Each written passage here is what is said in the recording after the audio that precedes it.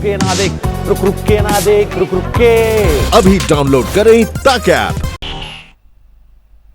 देश में corona graph तेजी से भाग रहा है। इसमें अहम संख्या उन जमातियों की है जो कि मरकज से निकले थे और उनमें से बड़ी संख्या में जमाती कोरोना पीड़ित निकले। उस मुद्दे पर मरकज मुखिया मौलाना साद ने आज तक के एक सवालों का जवाब दिया है। उसने बताया है कि वो कहां है, उनसे तबलीगी पर लगे आरोपों पर भी बेबाकी से बात की गई। आपको दिखाते हैं पूरी रिपोर्ट। दिल्ली पुलिस से क्यों बच रहा है मौलाना साद? क्यों सामने नहीं आ रहा मौलाना साद? जमातियों पर लगे आरोपों पर क्या बोलेगा मौलाना? और सबसे अहम सवाल कि कहां छिपा है? ऐसे कई सवाल हिंदुस्तान पूछ रहा है। जवाब पूरा देश जानना चाहता है, लेकिन इन सवालों का जवाब देने मौलाना सामने नहीं आ रहा।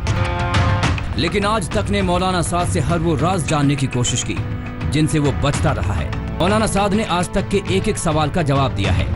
साद बता रहा है कि वो कहां है, वो अब क्या कर रहा है। अब तक दिल्ली क्राइम ब्रांच से बचने वाला मौलाना साद आज तक अब तबलीगी पर लगे आरोपों का जवाब दे रहा है।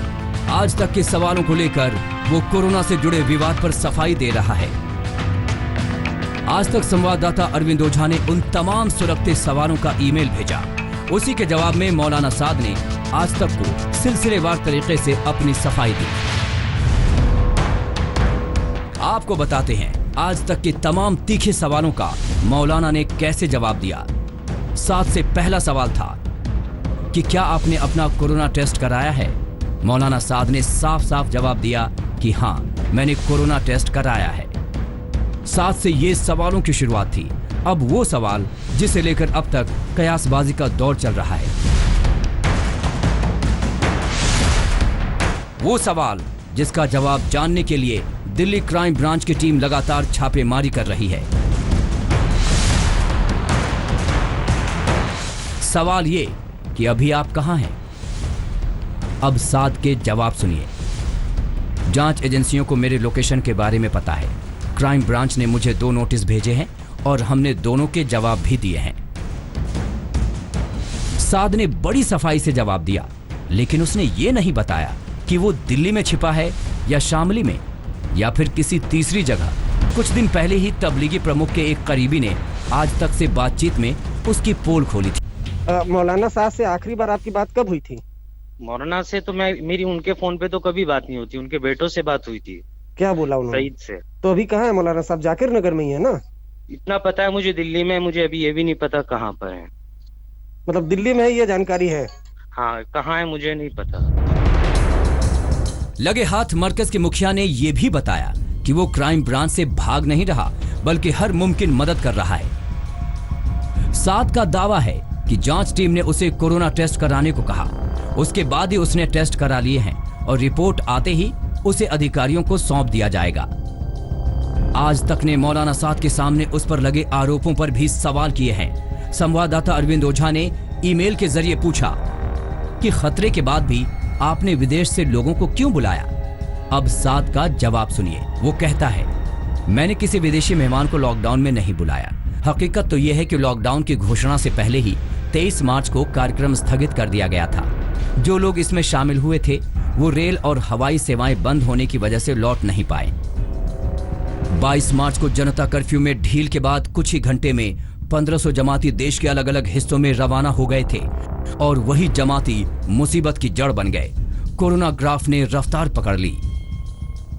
जिस मरकज चीफ मौलाना साद को दिल्ली पुलिस की क्राइम ब्रांच तलाश कर रही है, उसी मौलाना साद ने आज तक से एक्सक्लूसिव इंटरव्यू में खुलासा किया है कि उसने अपना कोरोना का टेस्ट करवा लिया है, जिसकी रिपोर्ट जल्द आएगी और वो रिपोर्ट क्राइम ब्रांच को सौंपी जाएगी। साथ ही साथ मौलाना साद ने बड़ा खुलासा ये किया है कि वो कहां पर है, इसके बारे में एजेंसियों को यानी दिल्ली पुलिस क्राइम ब्रांच को पूरी जानकारी है।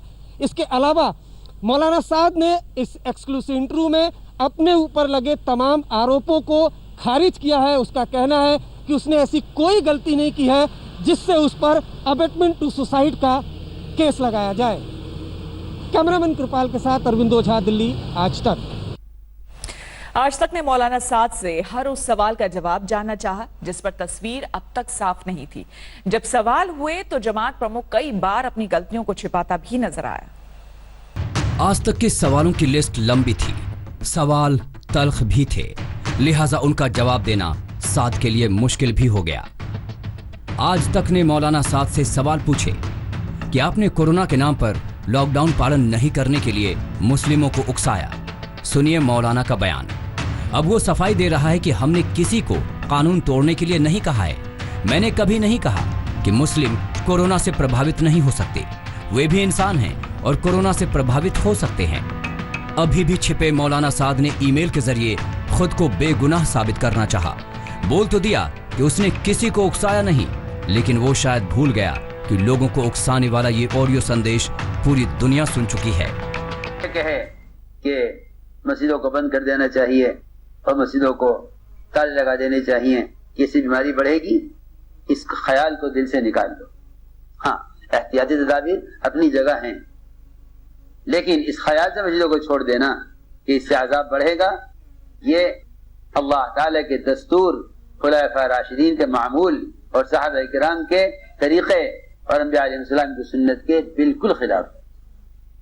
वहां तो हर अजाब के, हर वबा के आने के वक्त मस्जिदों की तरफ बिल इरादा आया जाता था, और इस जमाने में अजाब और वबा को हटाने के लिए मस्जिद को बिल इरादा छोड़ा जाए, सोचो तो सही। जांच एजेंसियां तबलीगी के इस अमीर पर खुदकुशी के लिए उकसाने का आरोप लगा चुकी है, लेकिन वो खुद को पाक साफ बताकर बेगुनाह बताने में जुटा है।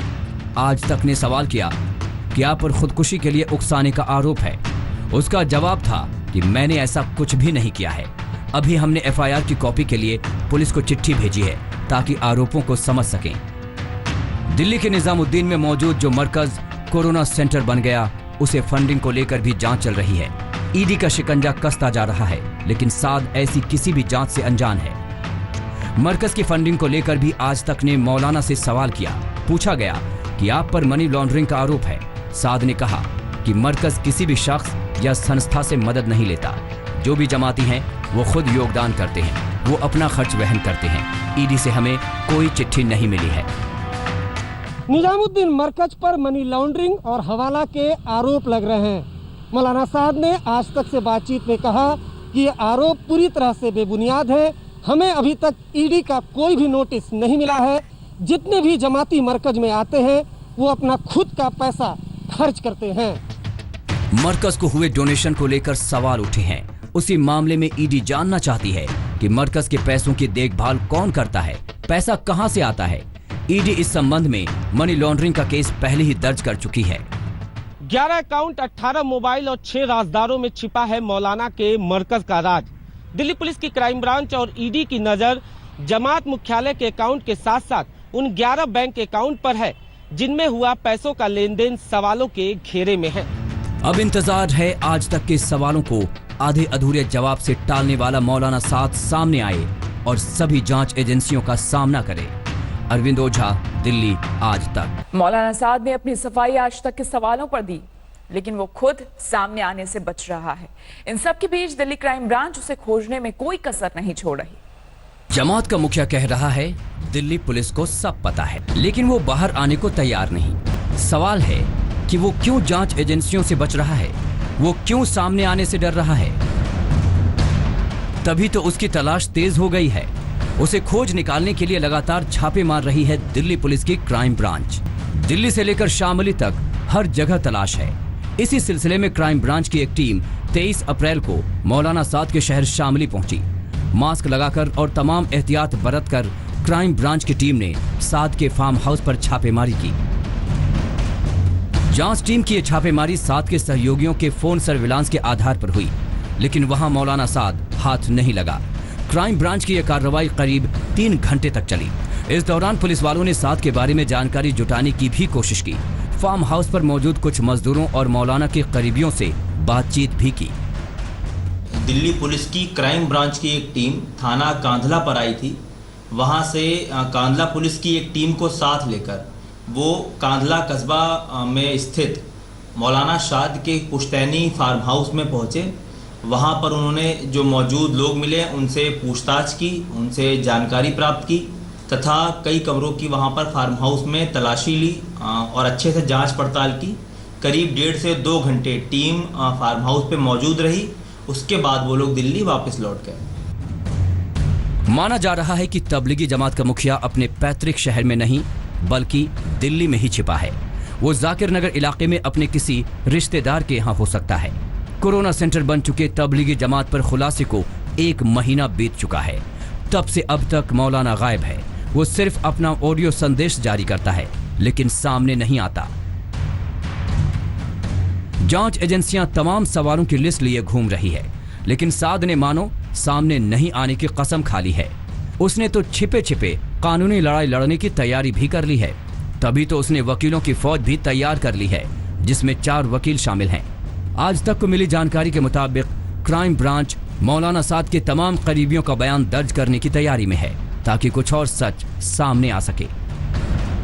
शामली से शरद मलिक के साथ अरविंद ओझा, दिल्ली आज तक। नमस्कार, मैं हूं अंजना ओम कश्यप। हमें उम्मीद है ये वीडियो आपको पसंद आया होगा। लेटेस्ट खबरों के लिए यूं ही देखते रहिए आज तक और इस वीडियो के पसंद आने पर लाइक, शेयर एंड सब्सक्राइब करना ना भूलें।